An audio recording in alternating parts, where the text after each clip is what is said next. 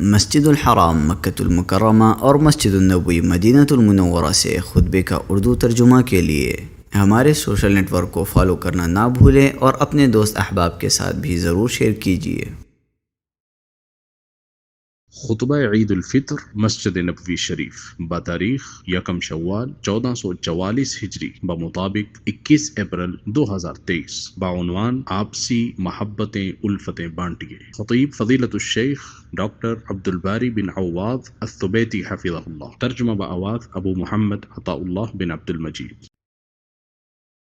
تمام تعریفیں اس اللہ کے لیے ہیں جس نے جنت کو اعمال کا بدلہ بنایا، اور ہم گواہی دیتے ہیں کہ اللہ سبحانہ و تعالیٰ کے علاوہ کوئی معبود برحق نہیں ہے، وہ اکیلا ہے، اس کا کوئی شریک نہیں ہے، اور ہم گواہی دیتے ہیں کہ محمد صلی اللہ علیہ وسلم اس کے بندے اور رسول ہیں جنہوں نے اپنے رب کی یقین کے ساتھ عبادت کی۔ اللہ تعالیٰ ان پہ درود و سلام نازل فرمائے اور ان سے محبت کرنے والوں پر بھی اللہ رحمتیں برسائے۔ میں اپنے آپ کو اور آپ سب کو اللہ تعالیٰ سے ڈرنے اور اس کے تقوی کی وصیت کرتا ہوں۔ نہیں ہے کوئی معبود برحق مگر وہی ذات ہے، وہی سب سے بڑا ہے، وہی سب سے بڑا ہے۔ حمد و صلوات کے بعد اس عید میں اور ہر عید میں خوشیوں، مسرتوں، محبتوں اور الفتوں کی تجدید ہوتی ہے، اور آج ہماری گفتگو کا محور الفت و محبت ہے۔ آج سے 1400 سال قبل جب اللہ کے رسول صلی اللہ علیہ وسلم اس مدینہ میں تشریف لائے تو آپ نے اس کی ہر چیز کو روشن کر دیا۔ آپ صلی اللہ علیہ وسلم کی نبوت کی وجہ سے اس کا ذکر بلند ہوا اور اس کی قدر و منزلت میں اضافہ ہوا، حالانکہ اس سے پہلے یہاں نفرت انگیز جھگڑوں، تباہ کن جنگوں اور گناہوں کو مول لینے والی عداوتوں کا شور و غوغا تھا۔ چنانچہ اللہ کے رسول صلی اللہ علیہ وسلم نے دشمنی کی اصل جڑ کا خاتمہ کیا، حقد و حسد کی چنگاریوں کو بجھایا، تو پھر سب نے سر تسلیم خم کرتے ہوئے بلا جبر و اکراہ خوشی خوشی اپنے اسلحے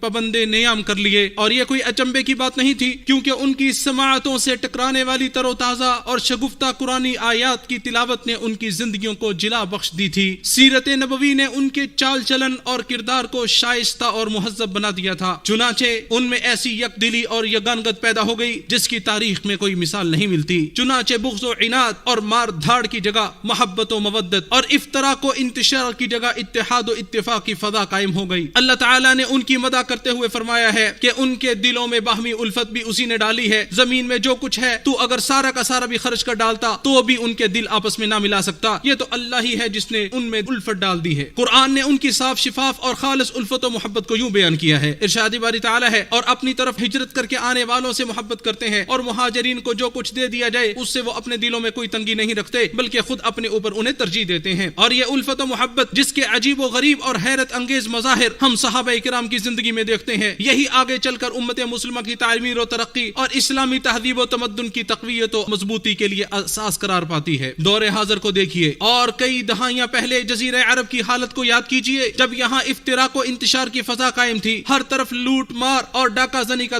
دورہ تھا، پراگندہ بستیاں تھی، فقر و فاقہ اور بھوک نے جن کے جسموں کو لاغر اور کمزور کر دیا تھا، جن کے کردار اور چال چلن میں جہالت تھی، جن کی عقلوں کو بدعات و خرافات نے گدلا کر دیا تھا، یہاں تک کہ اللہ تعالیٰ نے اپنے بندوں میں سے ایک بندہ بھیجا جس کے ہاتھوں پر جزیرہ عرب متحد ہو گیا، وہ روئے زمین کی مسافتوں کو طے کرتا رہا، جس کی تلوار قرآن مجید، بندوق اسلام اور اس کی گولیاں نبی کریم صلی اللہ علیہ وسلم کی سیرت مطہرہ تھیں۔ چنانچہ ان کے سامنے زمین ہموار ہو گئی، راستے آسان ہو گئے، دل مل گئے، صفوں میں وحدت پیدا ہو گئی، اتحاد و اتفاق قائم ہو گیا، ٹوٹی ہوئی بستیاں باہم مل گئیں، اسلامی ملک کے سائے تلے تعصب و حمیت اور گروہ بندی ختم ہو کر رہ گئی، محبت و الفت کا بول بالا ہوا۔ اس طرح سے لوگ اپنے مال اور عزت و آبرو کی حفاظت کے تعلق سے مطمئن ہو گئے، داخلی جھگڑے بالکل ختم ہو گئے، اور ایسا کیوں نہ ہوتا جبکہ منہج نبوی اور آسمانی رسالت کے تسلسل کو ہی قائم کیا گیا تھا۔ معاشرہ عقیدہ توحید سے سیراب ہو چکا تھا، وہ صدائے ایمانی پر لبئی کہہ رہا تھا، رفتار و گفتار اور کردار میں سیرت نبوی کو حاکم تسلیم کر چکا تھا۔ پھر اس کا فائدہ یہ ہوا کہ لوگ اپنے اوقات اور اپنی زندگی کو اپنی شخصیت کو بنانے اور سنوارنے، ملک کی تعمیر و ترقی اور امت کے لیے عزت و شرف کے کاموں میں صرف کرنے لگے، جس سے الفت و یگانگت کا سب سے عظیم مقصد حاصل ہو گیا، اور وہ تھا ایک مضبوط معاشرے کا قیام، جس کی بنیاد نہایت مضبوط اور جس کے ستون نہایت بلند و بالا ہوں، جسے دشمنوں کے اندھا دھند حملے بھی ہلا نہ سکتے ہوں، گھات لگائے بیٹھا کوئی بھی فاسد اور بیکار شخص اس میں شگاف نہ پیدا کر سکتا ہو، اور نہ اس میں کوئی حوصلہ شکن کینہ پرور داخل ہو سکتا ہو۔ یہ وہ الفت ہے جس کی قیمت نہیں چکائی جا سکتی اور جسے بلا قیمت ہبہ نہیں کیا جا سکتا۔ یہ قیمتی الفت آنے والی نسلوں کی گردن میں ایک امانت ہے. اس میں کمی و کوتاہی برتنا ملک اس کے مستقبل امن اور قیادت کے ساتھ کمی و کوتاہی برتنے کے مترادف ہے. جیسا کہ رسول اللہ صلی اللہ علیہ وسلم نے فرمایا میری امت بھی پچھلی قوموں کی بیماری میں مبتلا ہو جائے گی. صحابہ کرام نے پوچھا اللہ کے نبی پچھلی قوموں کی بیماری کیا ہے؟ فرمایا نخوت و غرور, دنیا کی کثرت طلب اور اس کے لیے آپسی دشمنی اور باہمی بغض و حسد, پھر ظلم و زیادتی, پھر قتل و غارت گری. اسے امام حاکم نے روایت کیا ہے. الفت کی عظیم قدر و قیمت, غیر معمولی اہمیت اور زندگی میں اس کے گہرے اثرات کی بنا پر ہم دیکھتے ہیں کہ اس کے معانی اور دروس فرائض میں اور اقوال و اعمال میں پائے جاتے ہیں. چنانچہ باجماعت نماز باہمی تعارف, قربت, محبت اور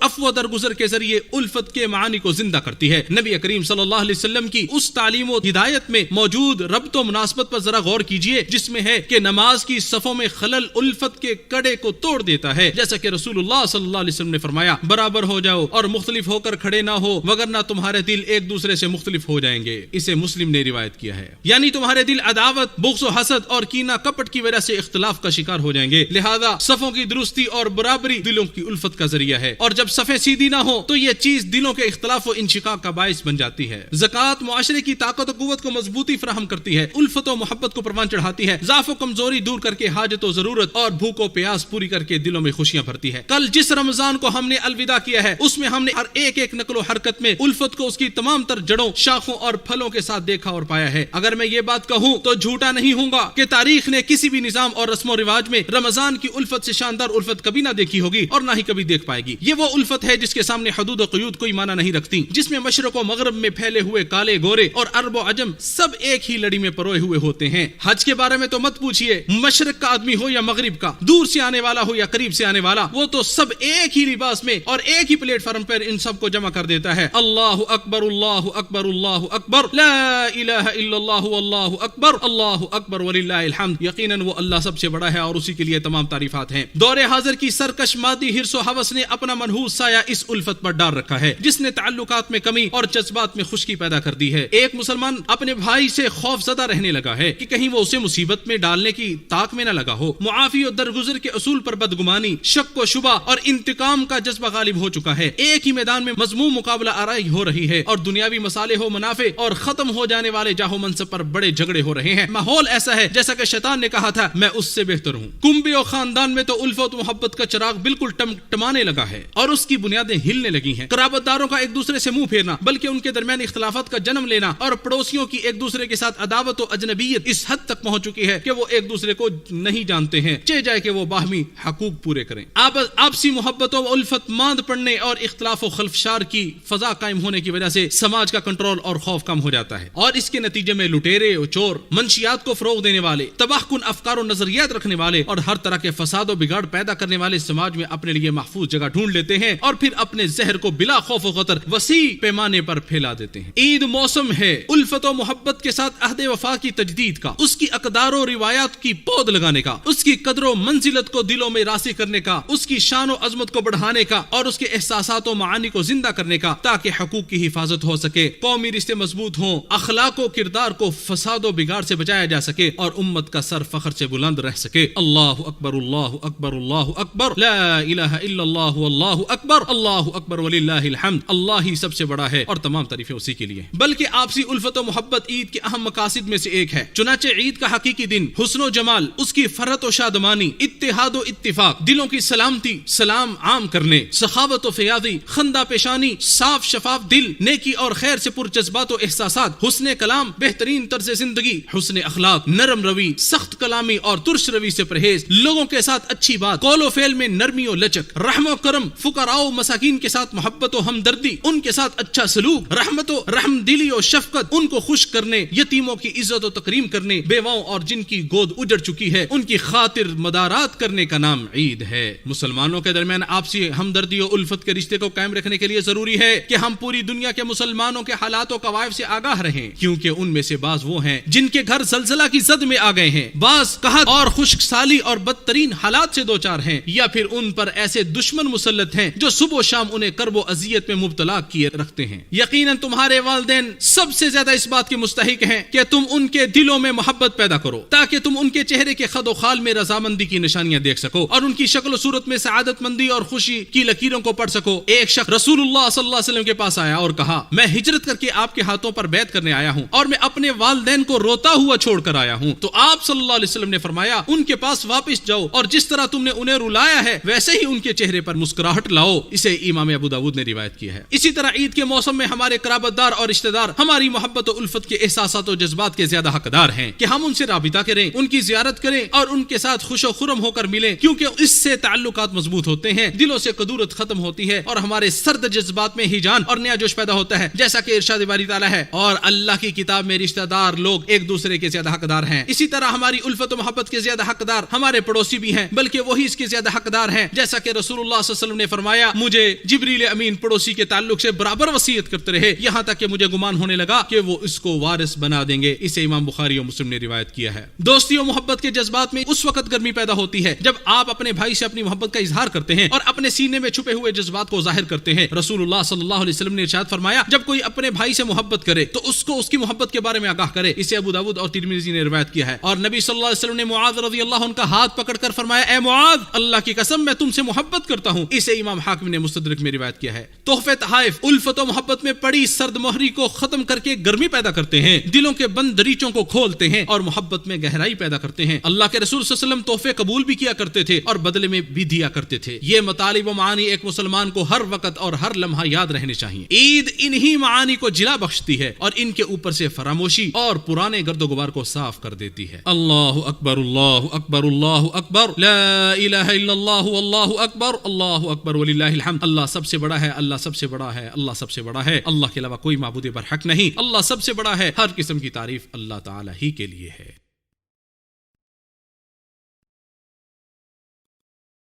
تمام تعریفیں اللہ سبحانہ و تعالیٰ کے لیے ہیں جس نے ہمیں روزے اور قیام کی توفیق عطا فرمائی. ہم اس سے ان کی قبولیت کی دعا کرتے ہیں اور میں گواہی دیتا ہوں کہ وہ اکیلا معبود برحق ہے, اس کے علاوہ کوئی اس کا کوئی شریک نہیں ہے. اور درود و سلام ہو نبی کریم صلی اللہ علیہ وسلم پر. اللہ اکبر لا الہ الا اللہ واللہ اکبر وللہ الحمد. اللہ ہی سب سے بڑا ہے, تمام تعریفات اسی کے لیے ہیں. انسانی معاشرہ ایسے اختلاف و خلفشار سے خالی نہیں ہے جو الفت کے ڈھانچے کو کمزور کر دے. اس کا سبب غلط فہمی یا شیطانی جذبات یا دنیاوی مصالح میں مقابلہ آرائی ہوتی ہے. تاہم الفت کے اس ڈھانچے کو شگاف سے بچانے کے لیے اسلام نے بلند اصولوں کی بنیاد رکھی ہے. وہ ہے لوگوں کے درمیان اصلاح. جو لوگ اس کے جھنڈے کو بلند کرتے ہیں اور اس کی حفاظت کی کوشش کرتے ہیں ان سے خیر و بھلائی اور اجر عظیم کا وعدہ کیا گیا ہے, چاہے افراد ہوں یا کار خیر کے ادارے ہوں. ارشاد باری تعالیٰ ہے ان کی بہت سی سرگوشیوں میں کوئی خیر نہیں ہے سوائے اس آدمی کی سرگوشی کے جو کسی صدقہ یا بھلائی یا لوگوں کے درمیان اصلاح کا حکم دے, اور جو اللہ کی خوشنودی حاصل کرنے کے لیے ایسا کرے گا تو ہم اسے اجر عظیم عطا کریں گے. اور اللہ کے نبی صلی اللہ علیہ وسلم خود سے نکلتے تھے اور لوگوں کے درمیان صلح و صفائی کی کوشش کرتے تھے. جیسا کہ ایک بار آپ صلی اللہ علیہ وسلم کو خبر ملی کہ اہل قباء آپس میں لڑ پڑے ہیں, یہاں تک کہ انہوں نے آپس میں ایک دوسرے پر پتھر بھی چلائے ہیں. تو آپ صلی اللہ علیہ وسلم نے فرمایا ہم چلتے ہیں تاکہ ان کے درمیان صلح و صفائی کروائیں. اسے امام بخاری نے روایت کیا ہے. لوگوں اللہ کے نبی صلی اللہ علیہ وسلم پر درود و سلام بھیجو جس کا اللہ تعالیٰ نے اپنی کتاب میں اس کا حکم دیا ہے. اللہ اور اس کے فرشتے نبی صلی اللہ علیہ وسلم پر درود بھیجتے ہیں. اے ایمان والو تم بھی نبی صلی اللہ علیہ وسلم پر درود و سلام بھیجو. اے اللہ پیارے نبی صلی اللہ علیہ وسلم پہ درود و سلام نازل فرما, اور اللہ خلفائے راشدین ابو بکر عمر عثمان و علی سے راضی ہو جا. اے اللہ ہم سب سے بھی راضی ہو جا. اے اللہ تو ہمارے دلوں کو جوڑ دے,